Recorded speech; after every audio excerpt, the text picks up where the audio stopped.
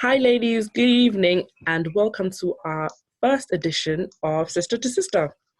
Today, we've got some lovely ladies joining me in our little chat about things, and hopefully, we will carry on after this with many more. Today's topic will be mainly parenting, but we'll break it down into how we can teach our children about culture, our food, our language, and other things. I love, Mary, how you're sipping. That's what we have to do. Next time when we join, we have to all have a glass of wine or something, or a glass of Baileys in my case. So so I'm going to introduce myself. My name is Vesta, and I'm going to be your host for tonight. However, everyone else on here will be my co-host in a sense where everyone contributes to make it a lovely, lively contribution of things. Today's edition is, as I said before, is parenting. And yeah, so my name is Vesta. I said before, I've got two children. My first one is 7. Her name is Geneva. Second one is Vienna, and she's 3. So obviously Geneva is in year 2 at the moment. And with the lockdown, obviously, we're having to online homeschool her, or whatever we want to call it. And the first couple of weeks before Christmas, obviously, were the first time we did it. And I tell you no lie, it was stressful. I realized then what work actually goes into teaching my own child and other children, because obviously as a teacher, they would have 30 odd kids in one class and trying to teach them and bring them up to the same level of teaching and all of that. So yes, so we're going to go around the room and introduce ourselves and say our experiences which we've had with the homeschooling whilst on lockdown. Mary, would you like to go first? Yes, I will. So I've got a stepson who's 11 and Asha who is 2. So Sean, he spends, it's like 50-50, half his time with his mom, half his time with us, and Asha is here. Luckily, I haven't had to do any homeschooling, thank God. Yeah, I've been seeing people complaining, and they're not teachers, people are having like breakdowns. So yeah, I'm thankful for small mercies. But it's been challenging with the toddler, I won't even lie. He's 2, his routine has been like thrown out the window. Yeah, it's been a nightmare so far. So, yeah, so far. That's my experience. It's been a nightmare. Yeah, I agree with you on that because mine has also been a nightmare. They should be sleeping right now because Geneva usually at 7:30 she's in bed. Vienna too by 8. Latest she's in bed too. But what? They're awake, wide awake. So I'm making them fold laundry for me. Yeah. All right, Priscilla, how are you today? Hello. So my name is Priscilla. I've got 2 kids. I've got a boy who is 5 and a girl who's 3. Homeschooling. To be honest, I actually thought before it started, I thought it would be okay because I started lockdown a week before they went on lockdown, and I remember having a team meeting at work. And now they were asking because they just want to make sure that we can cope with work and also the lockdown. And I was like, no, I'll be fine because hubby's already at home, so he will handle the kids and their schoolwork, and then so I won't get involved. I'll be fine. Then it came to the first Monday, and I just found it. I don't know if it was the fact that I'm working, the pressure that I have to work, and also homeschool that was really getting to me. And I think that they gave us so much information. We have they're using Google Classroom. We have that. We have daily like activities we have to do. We had a timetable, and daily they tell us what we have to do with them, and they had printed some of the sheets. And I think what I found stressful is being online, doing all the bits, and then working as well.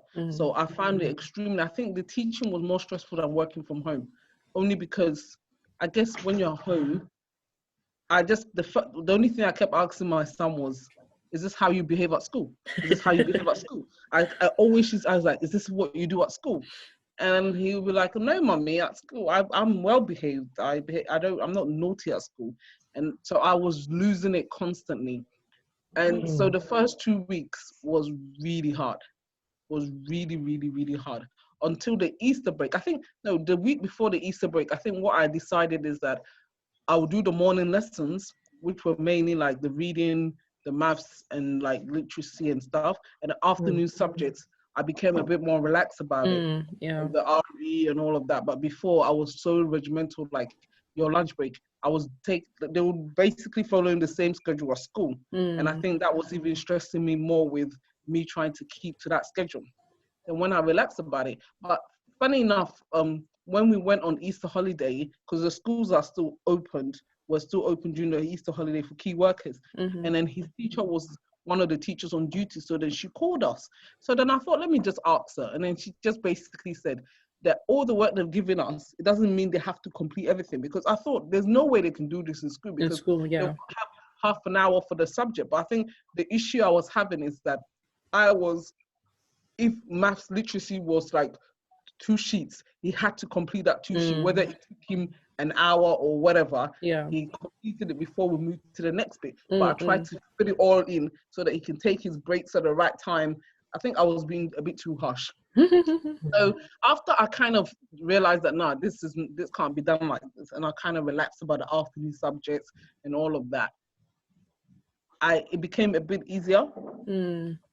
Still stressful, but not as stressful as the first couple of weeks. The first couple of weeks, I think one day I was so stressed that I just thought if I lived in a flat, I would just open the window and jump out. That's how stressed I was. I was like, let me just go now because I can't take this. It was so difficult. Okay, that was me. All right. I'm talking too much. No, that's fine. Claire, your views on that? And then also I think we're going to have to try and, what I saw, I think a theme coming back is discipline. So Claire, you tell us your experience regarding homeschooling and being at home, working mom as well, and being at home, whilst working and trying to. Yeah, so I've got 2 kids. I have a 7-year-old daughter. She's in year 2 as well. And a son who just turned 3, so he's not in school yet. I have to be honest, before the homeschool started, I was more nervous about how at home all the time are not going to drive each other crazy. But I have to say, after 3-4 weeks of it, I'm actually quite enjoying spending time with family. On the homeschool side of things, I was also planning to do this whole school timetable, let's do everything that you do at school kind of thing. But before we started, I read, watching lots of videos, people had started it already, like, because, some countries had started already. And, I saw something that said, look, they're not at school. It's a crazy time. It's not going to be the same thing. Just chill out. So I was like, yeah, actually, that's a good point. Let's not try and stress ourselves too much, but obviously we still have to get some education in. So, I mean, what I did was I tried to do a timetable which had mostly education in the morning and a bit of play and activity in the afternoon. And I mean, for my daughter, that's generally worked quite well. So in the morning, we do like an hour of math, an hour of English, and in between we have a break and play. And then lunchtime, I'd give her like a geography or history or whatever activity, like my husband helps with that as well.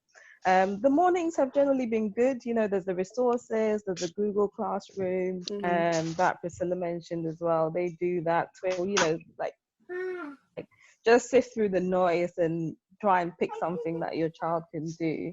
And then in the afternoon, it's gradually gone mostly to tablet and TV, but we try and rein it in with some activities as well. It's like first week we're like, yeah, we can no TV. Now we're like, you know what, math and English can do whatever you want kind of thing. Like Priscilla said, it's quite stressful trying to juggle work and education as well. But to be honest, I'm not pretending to be a teacher. I'm not pretending like I can teach. I understand what they're doing, but I'm going to give them the activity sheets and I can mark it. I'm not like going to sit down and say we're going to have a classroom session because if you don't understand anything, I'll help you understand it, but I'm not going to give you a 30-minute lesson because that's not what I'm good at. So I'm trying to get her some education, but I accept that it's not going to be just like going to school. It's a different time, so we need to accept that. And my son, he's 3. He's a bit of a 5-minute attention span, if that. So we just kind of go with the flow. See what happens. If Paw Patrol is education for the day, then Paw Patrol is education for the day. We have some good days, we have some bad days, so we just do what works. some days we'll do some numbers, some colors, some letters with him. Other days, the iPad might educate him, but it's all good. You Same, can't win every day. Definitely. I've realized that these battles, exactly. we're not trying to fight them every single day. If we can get 3 good days in a week, which might include a Saturday or Sunday, depending how they feel, then I think we're doing great. We're winning in life. Yes. Yeah. But discipline, you see. Obviously, we're all African parents. We were raised by African parents, and we have been in an African parent household for a long time. Okay. Smacking is out of the question. That's not something we do. I understand. It's even banned in Scotland or wherever country it is. But how do we? Is it? Not here, but I think in Scotland it is. How do we effectively, because with the homeschooling and everything, because they know we are their mothers and fathers, they know that they can get away with a lot of stuff sitting at home with us than they could being at school. So obviously the tactics that I used to use was that, hello Vienna, that I used to use were, I'm going to call your teacher, I'm going to tell her, I'm going to email her and tell her that, you weren't concentrating, or you finished this, you did well, so then they get stickers and stuff like that. But does it really work for everyone? Because obviously if it's something that I find that is quite a higher grade of discipline, I don't know how to explain this, then obviously I will be like, okay, no iPad for a little while, no iPad for this weekend, because we only watch iPads from Friday night to Sunday, but nothing more than that. Hello, Zaviera. We've had a new joiner. She will introduce herself in a second because she's got 3 children, all of them are in school, so that must be a whole different dimension there. So discipline, how do you deal with it? What discipline do you put in place? And any advice, any hints and tricks and stuff? Exactly. To anyone that wants to contribute, really. But I'm sure, Zabia, you have a lot to say. You've got 3 children. Yeah, I mean, I haven't what I have to add is not really the tricks or advice, but more of a I think is a challenge, because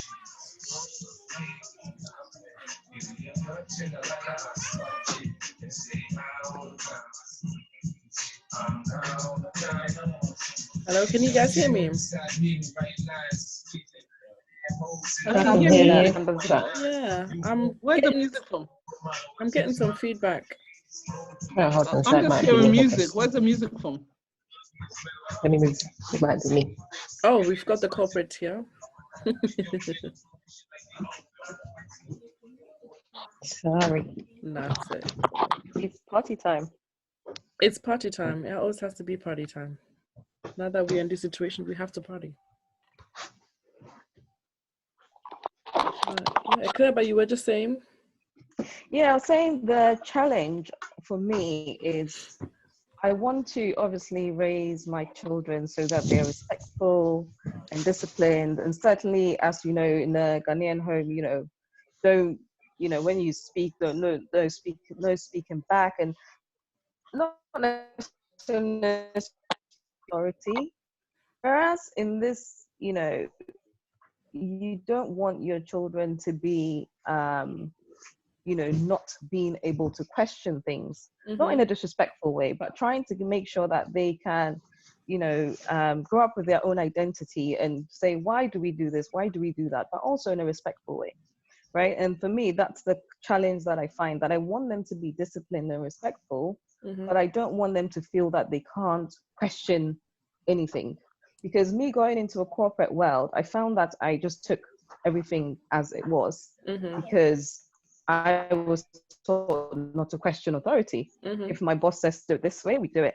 But working in the corporate world for so many years, I realized that actually that's exactly what you should not do. You should question everything. You should ask, why are we doing this? Why aren't we doing it this way? Maybe there's a better way to do it. Yeah. And so growing up in the last few years and working, I've just realized that I don't want my kids to be yes men. I don't want them to just say, oh yeah, do this, okay, do it. I want them to think for themselves. And think for me, trying to get them to challenge things, but in a respectful way, is sometimes a challenge that I find kind of what I'd like people's views on. That how do you get around that? Do you have that problem as well, or do you not see it as an issue at all?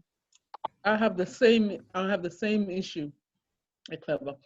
because I understand what you mean. A lot of things, you find that sometimes I'm there and I feel like, especially with Ghanaians, the way we've been brought up, it does not help us as we grow up and we go into the corporate world. It doesn't make us, I feel like it doesn't, I could be wrong, but I see as it doesn't push us to challenge.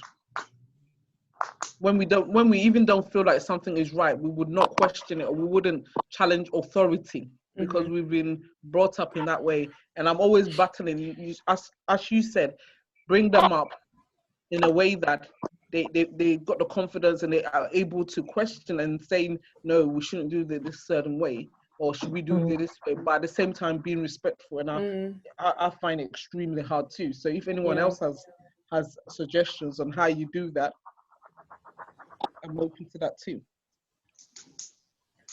I mean, I'm sure we can find a middle ground in a way, because some of the words I think grandparents used to struggle with, and I think that our kids sometimes use a bit due to things they watch, like Peppa Pig, for example. Peppa Pig uses a lot of words like silly and daddy and mommy, you're silly. You see, to them, it's completely fine. And it doesn't mean anything. But to us, calling a parent silly is like, what do you mean? Do you understand? It's like, it's a thing. You know, you can't just call your parent silly and that. But then to us, it's no big deal, because I know that she's a child. She doesn't say it in a way to belittle us or insult us. It's more of silly, or you're goofy, you know. So these are the things I think we need to try and pick apart and see which means what and what they actually mean to us, and try and disassociate ourselves with some of the words that we grew up with and we thought were not good to say. And then also, we have to, as the clever and Priscilla said, that I think I have to try and teach my daughters to be able to speak up for themselves, that if there's something that is not quite right, for them to be able to say, actually, do you know what? This doesn't quite work for me. However, I have another idea. What do you think, this and that? And that's not in a disrespectful way. That's still in a good manner to say that, actually, I think your idea is good. I'm not knocking what you're saying, but let's try and do this or that. I think that's how I see it now.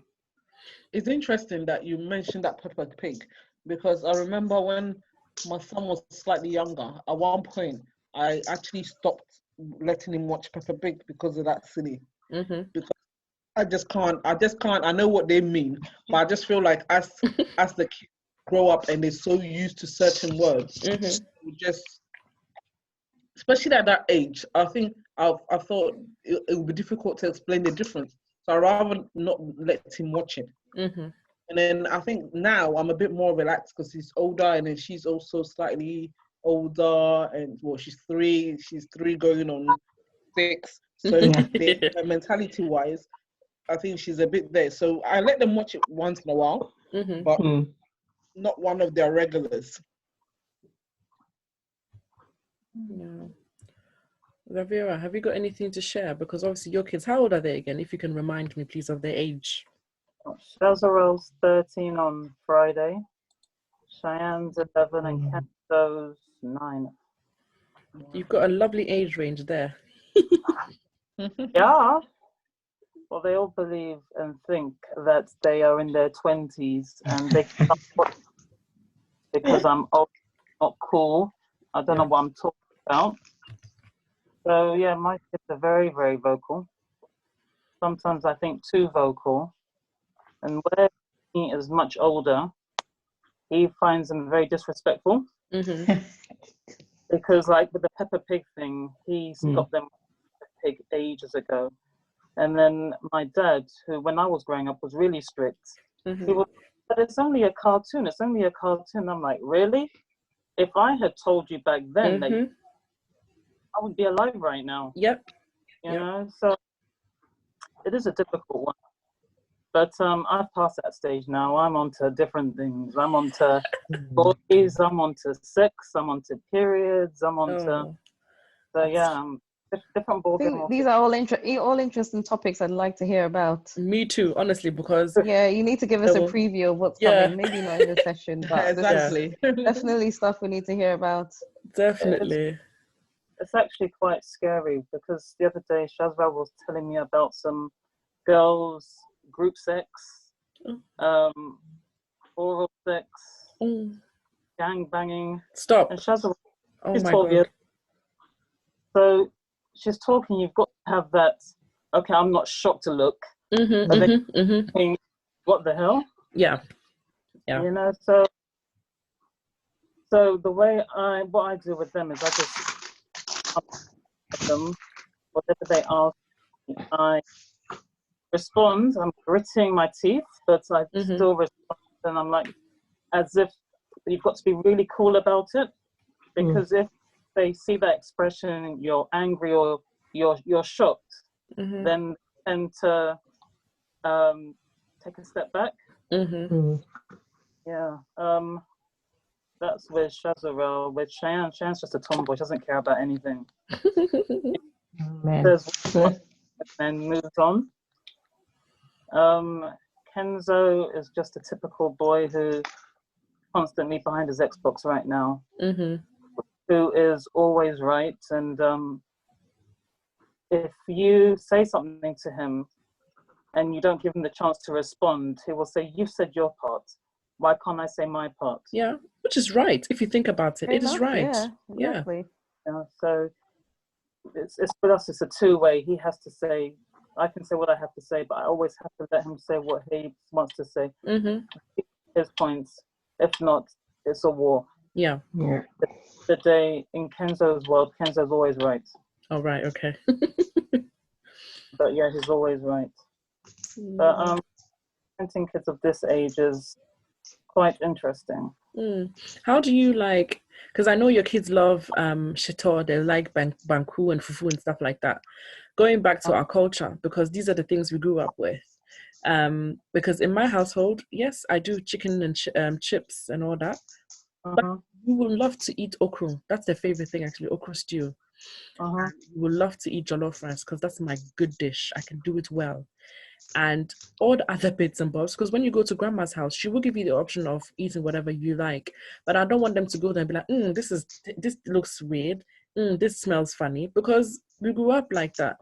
And that's what I would want to also give my children, that experience, because I have seen certain people that are in their 20s and 40s now, that because they were here, and then the words that people sometimes use, I don't know if you understand, everyone understand when I say that, you know, when parents, because they've traveled, they're like, because they were born and raised here, they're slightly different from people that are in Ghana, which I think is completely incorrect, because I think the culture, the language and everything needs to still be handed down to, because if not, we will lose everything. By the time we're on our 4th generation, our people will not be able to speak our language. Yes, we can say we're African, but then maybe possibly we don't even know what village we're from or what dialect we speak in our different, languages and stuff.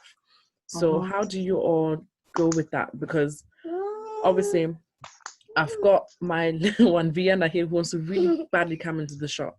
So hi, Vienna. Say hi. Hi. Hi, Vivi. Okay. And how do we do that? Do you all still cook your foods? Do the kids love it? Do they eat it? Do they ask questions about it? How do you do it in your day-to-day life being a parent? My kids eat everything. Well, the girls or eat it. The Kenzo is a bit fussy now. Kenzo does not eat pepper. Kenzo will eat kenke, tomato ketchup. He will eat fufu only with goat meat, but very little. But Shazarel lives on gari, pepper, and tuna. He can eat that morning, lunch, dinner, or banku.